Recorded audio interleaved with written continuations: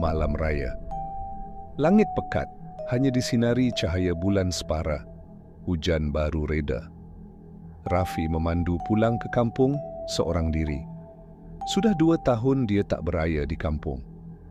Tahun ini dia nekat. Walau sampai lewat malam, jam 11.45 malam, Rafi sampai. Rumah papan usang di hujung kampung tu masih seperti dulu, gelap dan sepi.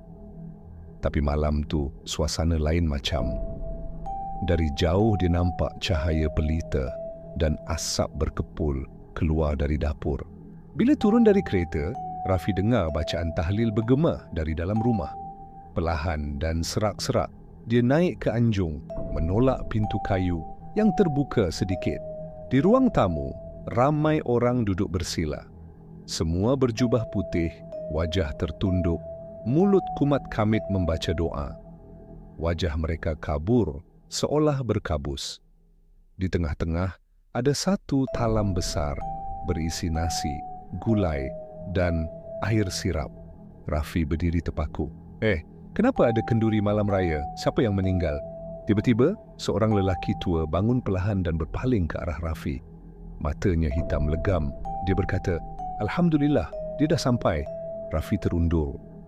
Dia kenal wajah itu. Tok Imam Rahim, tapi Tok Imam dah meninggal 3 tahun lepas.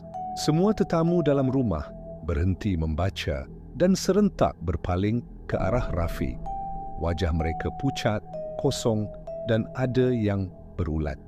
Rafi terus melompat turun dari anjung dan lari ke arah keretanya. Tapi bila dia toleh ke belakang, rumah itu tiada.